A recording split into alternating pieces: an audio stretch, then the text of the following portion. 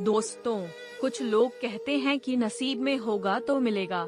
कुछ लोगों का मानना है कि नसीब खुद बनाना पड़ता है। नसीब में ना मानने वालों की संख्या बहुत बड़ी है, लेकिन शायद उससे भी ज्यादा संख्या नसीब को मानने वालों की है। खासकर हमारे देश भारत में तो काफी ज्यादा है। आज नसीब के बारे में इतनी बातें इसलिए क्योंकि छोटी ई की मात्रा आज की कहानी, जिसका शीर्षक है नसीब का खेल, उसी विषय पर आधारित है। कई सालों पहले 3 दोस्त हुआ करते थे। दीपक, राजू और श्याम, ये तीनों के नाम थे। दीपक और राजू अच्छे खासे धनवान परिवार से ताल्लुक रखते थे।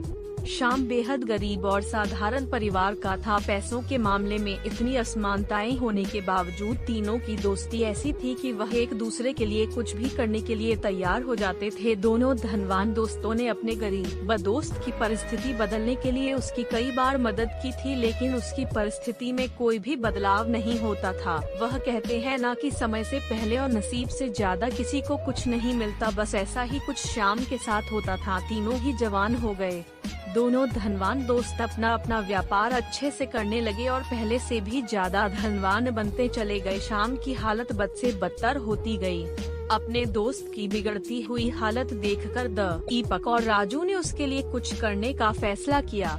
दोनों ने 100 सोने के सिक्के थैली में रखे और शाम को देते हुए कहा, तुम इनसे कोई व्यापार शुरू करो और पैसे कमाओ और अपनी गरीबी दूर करो। शाम ने उन 200 सिक्कों में से 5 सिक्के घर खर्च के लिए निकाले और बाकी के 195 सिक्के अपनी पगड़ी में बांधकर शहर की तरफ जाने लगा, ताकि वहां जाकर व्यापार के लिए कुछ जरूरी चीजें ला सके। वो गाँव से कुछ दूर ही पहुँचा था कि आसमान से एक चील उड़ती हुई आई और उसकी पगड़ी उड़ा कर ले गयी। श्याम ने उसका काफी पीछा किया, लेकिन चील इतनी ऊंची और तेज उड़ी कि उसको आखिरकार हार मानकर अपने घर लौटना पड़ा। कुछ दिन बीतने के बाद जब दीपक और राजू श्याम की हालत का जायजा लेने के लिए उसके घर गए तो उन्हें श्याम की हालत में रत्ती भर का भी फर्क नजर नहीं आया। पूछने पर श्याम में सारी हकीकत दोनों को आकार दी। राजू को उसकी बातों पर भरोसा नहीं हुआ, लेकिन दीपक ने उसका विश्वास कर लिया। दीपक ने फिर से उसे 200 सोने के सिक्के दिए और बोला, फिर से कोशिश करो। दीपक और राजू के जाने के बाद श्याम ने सोचा कि अभी काफी रात हो गई है, इसलिए सिक्कों को कहीं छुपा देता हूँ ताकि कोई चोर उन्हें चुरा ना सके। कल शहर जाकर कोई धंधा शुरू करूँगा। उसने उन सिक्कों को अपने घर में रखी भूसे की एक टोकरी में छुपा दिया। शाम सुबह नींद से जागा और सीधा उस भूसे की टोकरी की तरफ गया जहां उसने सिक्के छुपाए थे। उसने घर में काफी ढूंढा, लेकिन उसे वह भूसे की टोकरी कहीं नहीं दिखाई दी। उसने अपनी माँ से पूछा तो माँ ने बताया कि उसे सब्जी खरीदनी थी और घर में पैसे नहीं थे, इसलिए उसने उस भूसे की टोकरी के बदले सब्जी खरीद ली। शाम आखिर करता भी क्या, वह अपनी किस्मत को कोसता रह गया। फिर से कुछ दिनों बाद दीपक और राजू श्याम को मिलने आए, तब भी उन्हें उसकी की परिस्थिति बदली हुई नजर नहीं आई, बल्कि इस बार तो उसकी हालत और ज्यादा खराब हो गई थी। उसके कपड़े फट चुके थे और घर में कपड़े सीने के लिए सुई तक नहीं थी। दीपक और राजू के पूछने से पहले ही श्याम ने अपने साथ घटित हुई घटना के बारे में सब कुछ सच सच दोनों को बता दिया। वह बोला कि तुम लोग मेरी मदद करना छोड़ दो डंडा, अब तो मुझे भी लगता है कि मेरी किस्मत में धनवान बनना लिखा ही नहीं है। मेरी वजह से तुम्हारा भी काफी नुकसान होता रहता है। राजू को अपने दोस्त की ऐसी हालत देख उस पर दया आ गई, लेकिन वह जानता था कि वह चाहे कितनी भी उसकी मदद करने की कोशिश करे, उसका परिणाम बिल्कुल निष्फल रहता है। इसलिए वह तुरंत बाजार जाकर एक सुई खरीद कर लाया और उसने शाम को वह सुई दे दी। राजू और दीपक के जाने के बाद शाम ने अपनी माँ से कहकर अपने फटे कपड़े सिलवा लिए।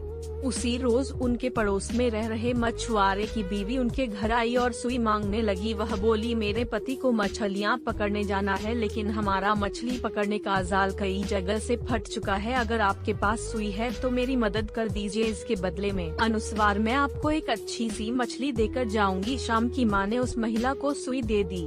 अगले दिन वह महिला एक बड़ी सी मछली के साथ उनके घर आई और उन्हें धन्यवाद देते हुए सुई और मछली उनको देकर चली गई।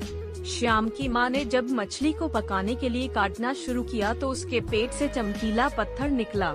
शाम को पत्थर कीमत बड़ी ई की मात्रा जान पड़ा, इसलिए वह जौहरी के पास जाकर उसकी जांच कराई तो वो बेहद कीमती हीरा था। उसको बेचकर शाम को 20,000 सोना मोहरे मिल गई।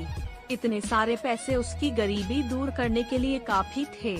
उन पैसों से उसने अपने लिए एक अच्छा घर खरीदा और काफी सारी खेती करने लायक जमीन और एक बगीचा भी। साथ में कई सारे गाय भैंस खरीदी ताकि दूध का व्यापार शुरू कर सकें। हमेशा की तरह कुछ दिनों बाद जब उसके दोनों दोस्त राजू और दीपक उसे मिलने आए तो उसकी बदली हुई परिस्थिति देखकर दोनों दंग रह गए। इस बार दीपक को श्याम की बातों पर भरोसा नहीं हो रहा था। उसे लग रहा था कि जरूर उसी के दिए पैसों से श्याम ने तरक्की की है, लेकिन वह बताना नहीं चाहता। लेकिन राजू को उस पर विश्वास हो गया था कि जरूर उसी सुई की वजह से उसकी किस्मत बदली है। श्याम अपने दोनों दोस्तों को अपने खेतों में घुमाने ले गया और बाद में अपने बागीचे में। वहाँ पर कुछ बच्चे पहले से एक पेड़ पर चढ़कर फल तोड़ने की कोशिश कर रहे थे।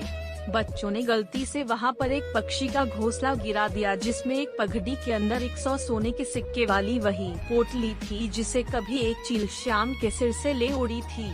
उसे लेकर जब तीनों दोस्त घर को लौटे तब श्याम की मां गाय भैंसों को भूसा खिला रही थी और उसी दौरान भूसे की एक टोकरी से वह 200 सोने के सिक्के भी निकले जो श्याम ने कभी अपने पुराने घर में भूसे की टोकरी में छिपाए थे। उसकी किस्मत कुछ ऐसा खेल खेल रही थी कि उसके हक की सारी चीजें और खुशियाँ उसके पास लौट कर आ रही थी। नसीब चमकने की वजह से श्याम तो खुश था ही, लेकिन उससे भी ज्यादा खुश थे उसके दोनों अच्छे और सच्चे मित्र दोस्तों। नसीब का खेल ये हिंदी कहानी आपको कैसी लगी दोस्तों? ऐसे ही कहानियाँ रोजाना सुनने और देखने के लिए चैनल को सब्सक्राइब जरूर कर लीजिए। धन्यवाद।